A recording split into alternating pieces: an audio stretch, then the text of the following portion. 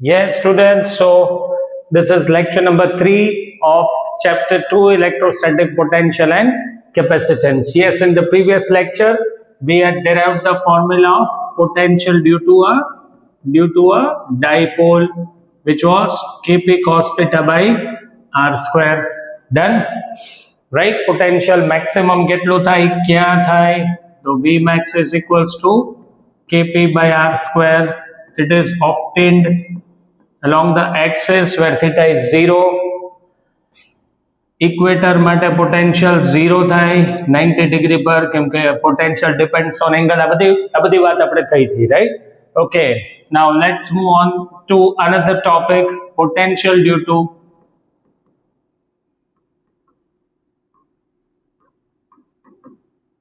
system of charges.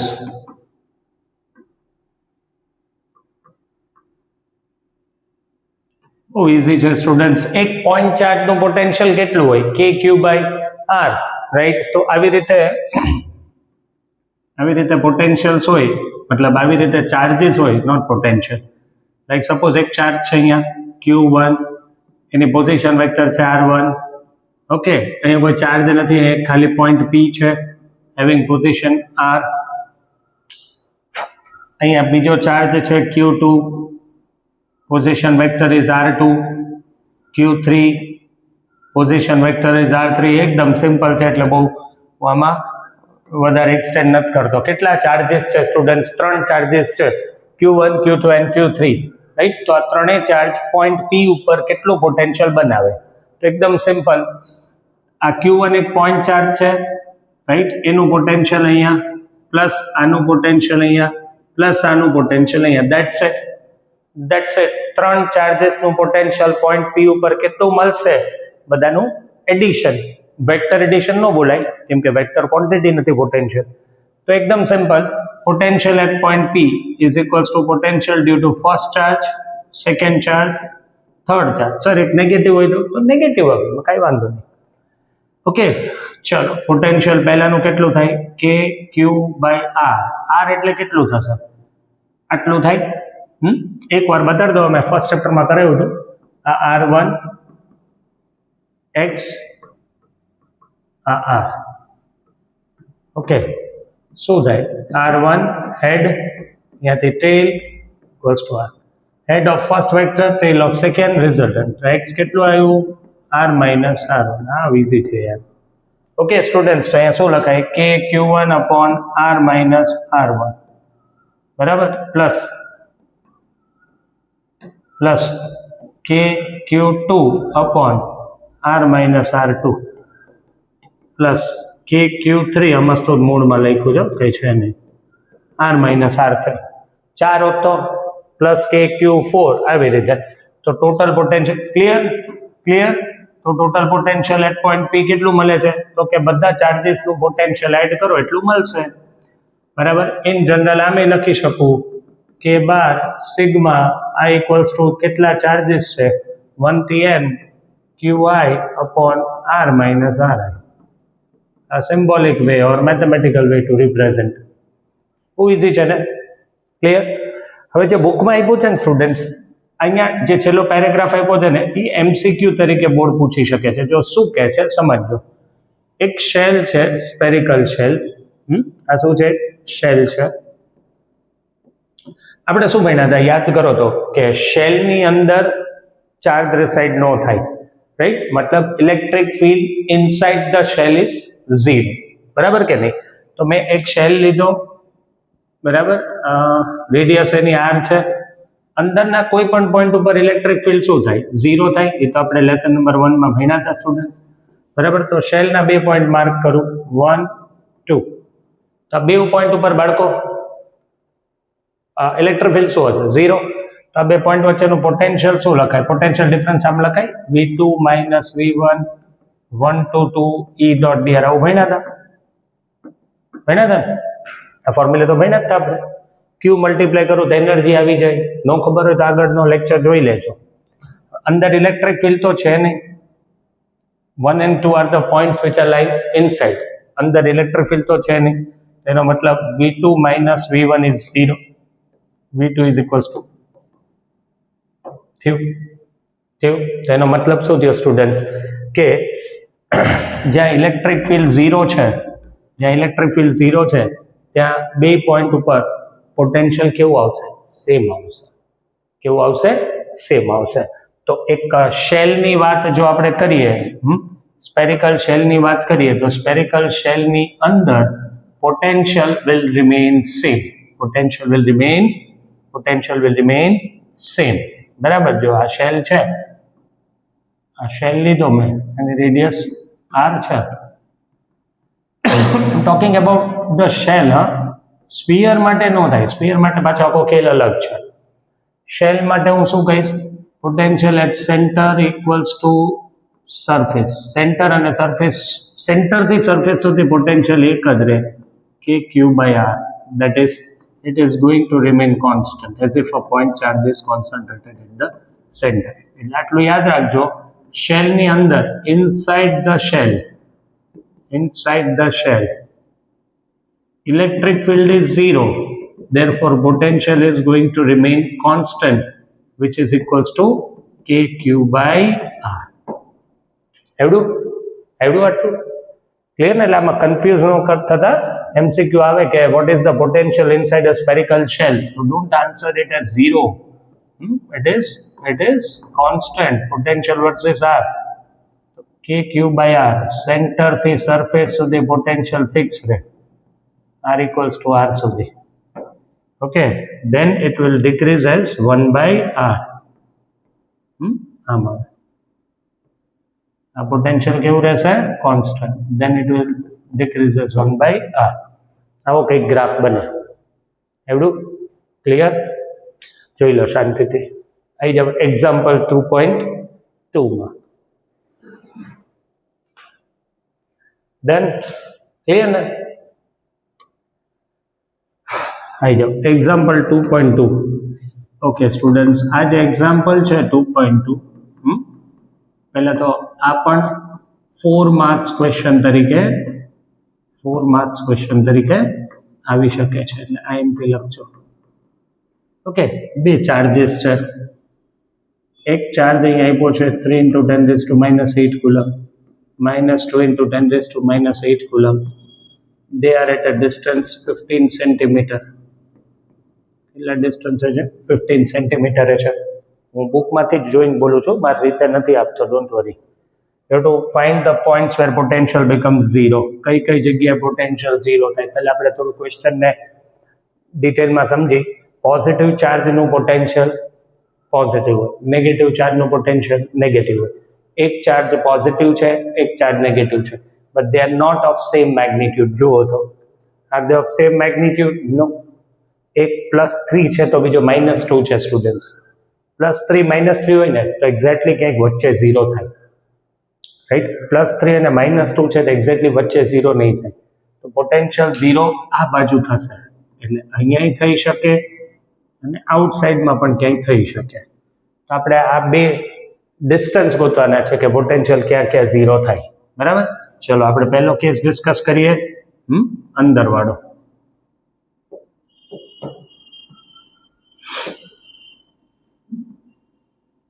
Okay.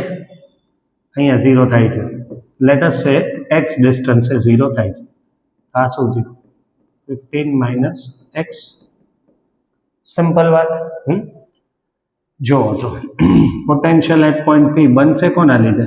પહેલા ચાર્જના લીધે અને બીજા ચાર્જના લીધે. પોટેન્શિયલ શું થાય? 0. આ શું થશે?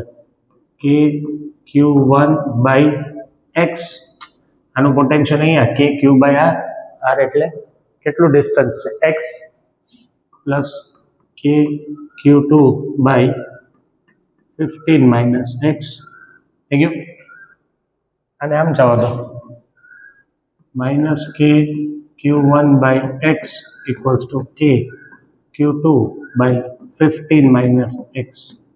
k cancel. q1 3 × 10⁻8 upon x is equals to q2 -2 × 10⁻8 upon 15 - x. Cancel. 3/2 is equals to x upon 15 minus x, cross multiply. 45 minus 3x. Am I going very fast? ધીમે જાઓ, ચાલો કોઈ ઇશ્યુ નથી. એટલે સિમ્પલ મેથેમેટિકલ સ્ટેપ્સ છે, કોઈ explanation નથી. એટલે 45 is equals to 5x. Therefore, x equals to 9 centimeter from Q1. આ કેસ 1 થયો સ્ટુડન્ટ્સ, જોઈ લો.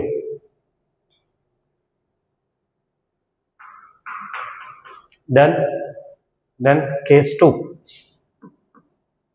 યસ, આ 4 માર્ક્સમાં આવી શક્યો. 3 into 10 raised to minus 8 minus 2 into 10 raised to minus 8 છે એકદમ ઇઝી, કોઈ લાંબુ વિચારવાનું નથી. પણ તોય અહીંયા પોઈન્ટ P, આ distance x, is it? Solve કરો ના, એ જ રીતે કરો. પહેલાનું પ્લસ બીજાનું.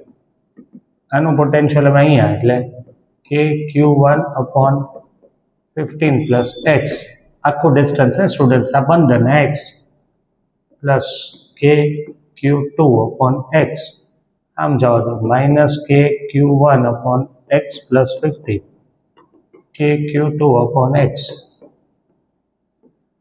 Sorry,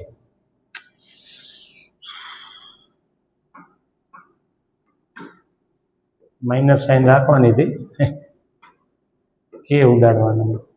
done. ઓકે, આને સોલ્વ કરીએ આગળ. હવે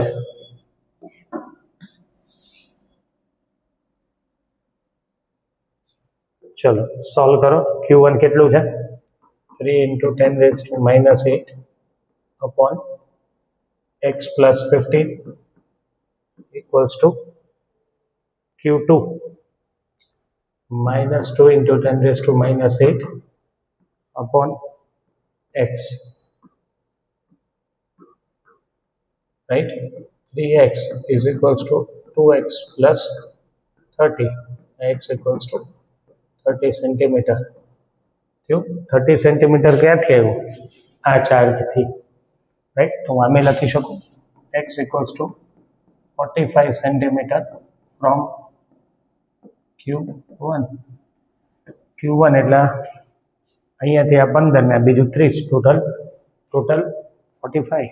પતી ગયું સ્ટુડન્ટ્સ. આવો સેમ ક્વેશ્ચન એક્સરસાઇઝમાં આપ્યો છે. એક્સરસાઇઝમાં સિમિલર ક્વેશ્ચન.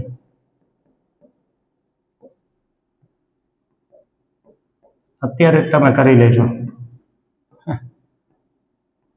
ફર્સ્ટ વન 2.1 અત્યારે જ કરી લેજો. એઝ કેમ મોટી એડવર્ટાઇઝ નું કરતો હોય અત્યારે ડાયલ કરી લો, એવી રીતે પણ તમને ઇઝી પડશે. અત્યારે આ સાઈન જોઈને તરત જ એક્સરસાઇઝનો 2.1 પહેલો ક્વેશ્ચન તમે જાતે કરજો. કાંઈ નથી, સેમ કન્સેપ્ટ, સેમ લોજિક, બધું સરખું છે, થોડી વેલ્યુ અલગ રહેશે. દેટ્સ ઇટ, બીજું કાંઈ નથી. થઈ જશે ક્લિયર? હવે નહીં શીખવાડું, એ જાતે કરજો. ઓકે, આવી જાઓ હવે. એક્ઝામ્પલ નંબર કયું આવ્યું આપણે? 2.4 કે 3? 2.3માં જો સ્ટુડન્ટ્સ, આ જે એક્ઝામ્પલ છે ને, આ એની મરજી. આ 5 ક્વેશ્ચન એમને પૂછ્યા છે, રાઈટ? તો 5 ક્વેશ્ચન એ કટકા કરીને MCQમાં પણ પૂછી શકે, અને એક સાથે ચાર ક્વેશ્ચન મૂકીને 4 માર્ક્સમાં પૂછી શકે. એટલે આ બી સ્કીપ ન કરતા. ખાલી આટલું આપણને બતાવ્યું છે કે પોઝિટિવ ચાર્જની ઇલેક્ટ્રિક ફિલ્ડ રેડિયલી આઉટવર્ડ હોય. એ તો આપણને ખબર છે, રેડિયલી આઉટવર્ડ હોય.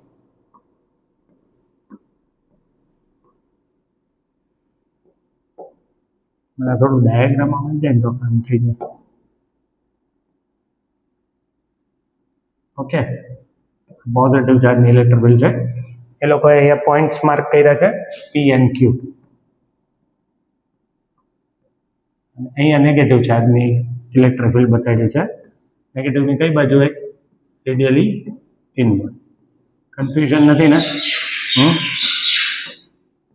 સોરી, થોડો અવાજ વચ્ચે આવ્યો, પણ આઈ હોપ યુ અન્ડરસ્ટેન્ડ. એમાં કંઈ લેક્ચરને ડિસ્ટર્બન્સ નથી થયું. અહીંયા બી 2 પોઈન્ટ્સ માર્ક કર્યા છે, A and B. હવે અહીંયા શાંતિથી સમજજો. It will take some time. સારો કલર ગયો. ચાલો, કંઈ કર્યું નથી લોકોએ, જસ્ટ પોઝિટિવ ચાર્જની ઇલેક્ટ્રોફિલ્ડ રેડિયલી આઉટવર્ડ હોય, નેગેટિવ ચાર્જની ઇલેક્ટ્રોફિલ્ડ રેડિયલી ઇનવર્ડ છે. 2 પોઈન્ટ્સ P and Q અહીંયા માર્ક કર્યા છે અને 2 માર્ક કર્યા છે. પહેલો ક્વેશ્ચન આપણને એવું પૂછ્યો છે કે Vp minus Vq and Vb minus Va, આની સાઇન શું આવે? સાઇન શું આવે એટલે શું, પોઝિટિવ આવે કે નેગેટિવ આવે એ કહેવાનું છે. એકદમ સિમ્પલ છે સ્ટુડન્ટ્સ, સમજજો તમે. Vp બરાબર, પોઈન્ટ P ઉપર ઓલાનું પોટેન્શિયલ કેટલું, તો કે KQ બાય લેટ અસ સે distance as R of P, અને એનું પોટેન્શિયલ Q પોઈન્ટે કેટલી ખબર પડે ને, આ 2 પોઈન્ટ્સ છે. P and Q are 2 points, A and B are also 2 points. Q ઉપર કેટલું છે, KQ by R of Q. Simple છે, as R of P is less than R of Q, જોઈ લો R of P આટલું થાય, R of Q આટલું થાય, તો V of P is greater than V of Q, hence Vp minus Vq will be positive. Understood ના? Clear ના students? આવી જાઓ હવે અહીંયા Vp minus Va પૂછે છે, Va કેટલું થાય, minus KQ by R of A. આ પોઈન્ટ ધ્યાન રાખજો બધા, minus KQ by R of B. હવે સ્ટુડન્ટ્સ એ માઇનસની સાઇન છે એટલે માન લો અને ક્લિયરલી R of A ઓછું છે, રાઈટ? અહીંયા જો R of A ઓછું છે R of B કરતા, રાઈટ? એટલે R of A માની લો 2 હોય તો R of B એનાથી વધારે છે, સમજો છો? હવે ધ્યાન આપજો અહીંયા, માન લો સપોઝ કરો આનો આન્સર 10 છે ન્યુમરેટરનો, બરાબર? તો આ થાય -10, માન લો આની વેલ્યુ છે 2, -10/2. આઈ રિપીટ, બાપા શું ચાલુ થઈ ગયું, -10/2 -5. આ તો ઈ જ છે ન્યુમરેટર, એટલે આ -10, બરાબર? R of B થોડું મોટું લઉં, 4 લઈ લો. અહીંયા કેટલું લીધું હતું, 2. અહીંયા કેટલું લઈ લો, 4. તો અહીંયા -10/2 -5, -10 બાય અહીંયા શું લીધું, 4, -2.5. ઇઝી છે યાર. -10/R of A હું લઉં છું 2, -10/R of B થોડું વધારે લઉં છું 4. તો આનો આન્સર આવ્યો -5, આનો આન્સર આવ્યો -2.5. તો આ મોટું થયું. સ્કેલર ક્વોન્ટિટી સાથે ડીલ કરો ત્યારે આગળ માઇનસની સાઇનને ધ્યાનમાં રાખજો. એટલે R of ક્લિયર ને, R of A less than R of B, so V of A is also less than V of B, therefore Vp minus Va will be positive again. જોઈ લો, screenshot પાડ લો, તમારે જે રીતે સમજવું એ રીતે સમજી લો, કેમ કે મારે આટલું રફ કરવું પડશે. જોઈ લો તમે. ડન થઈ જાઓ, આગળ જો. હવે એમાં આ તો પહેલો ક્વેશ્ચન આપણે સોલ્વ કર્યો, હજી તો ઘણા છે આમાં. હવે જો શું કે છે સેકન્ડ, આમાં જો શું કે છે, give the sign of energy difference of a small negative charge between Q and P, A and B. Q and P, A and B. Potential energy ડિફરન્સની સાઇન આપો છોકરાઓ. અને કોના માટે કીધું છે, ગીવ ધ સાઇન ઓફ, તમે read કરો question, give the sign of potential energy difference of a small negative charge between Q and P, A and B. Okay, Q and P negative charge છે, right? તો U of Q શું થાય, negative charge એટલે -Q into V of Q, right? U of P શું થાય, -Q, અચ્છા આખું લખી દો, -Q into KQ by R of Q. આ શું થાય, -Q into KQ by R of P. તો U of Q minus U of P શું આવે, કોણ ગ્રેટર છે? તો કે Q R of Q greater છે. હમણાં તો જોયું નેગેટિવ છે તો R of Q ગ્રેટર હોય તો આ આન્સર એ મોટો જ આવે, જોયું તો ના હમણાં? ક્લિયર? તો U of Q minus U of P will be positive. અને એમાં A અને B વચ્ચે પૂછ્યું છે.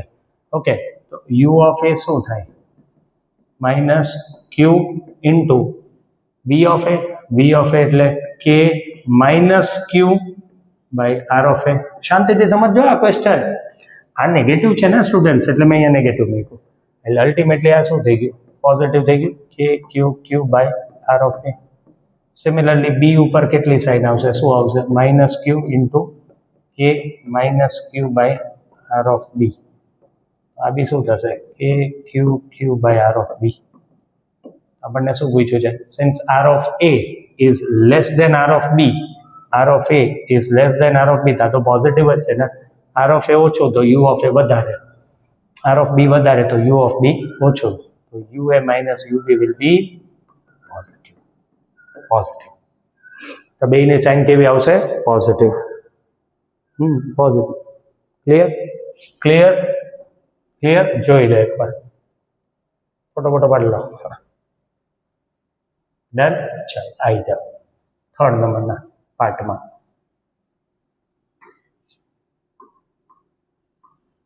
શું કહે છે એમાં? Give the sign of work done by the field, field અને electric field in moving a small positive charge from Q to P. Okay, Q to P એક નાનકડો એવો ચાર્જ છે, એને ક્યુ થી પી મારે લઈ જવો છે, એટલે મારે એને આમ લઈ જવો. બરાબર.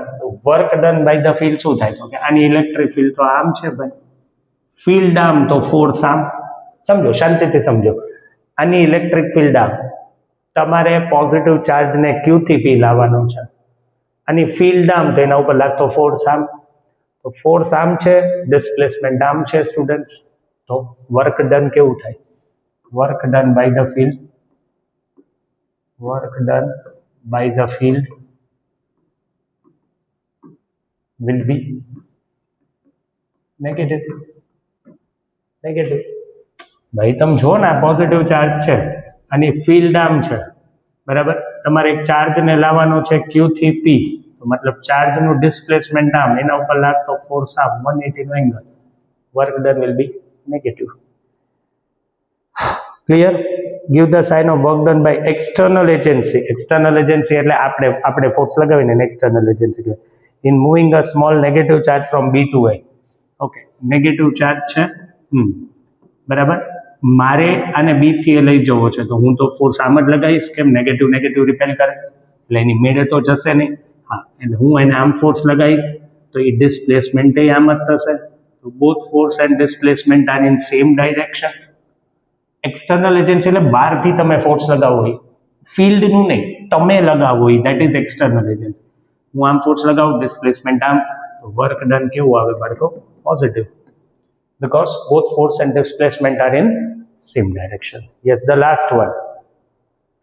Does the kinetic energy of a small negative charge increase or decrease in going from B to A? Of course, B to A એક નેગેટિવ ચાર્જ જાય, બરાબર. લો આજુબાજુનું રબ કરી દઉં. B to A, બરાબર. નેગેટિવ ચાર્જ જાય છે, આ પોઈન્ટ B છે, આ A છે. નેગેટિવ ચાર્જ આમ જાય, એને તો કન્ટિન્યુઅસલી રિપલ્શન લાગે કે ન લાગે? ઓફકોર્સ રિપલ્શન લાગે. રિપલ્શન લાગે તો એની વેલોસિટી ઘટે કે વધે? ઘટે. વેલોસિટી ડિક્રીઝ થાય તો કાઇનેટિક એનર્જી પણ ડિક્રીઝ થાય. Right? So kinetic energy will decrease. Okay students, that's it for this lecture. Yes, from the next lecture we'll start with the topic equipotential surface. Thank you.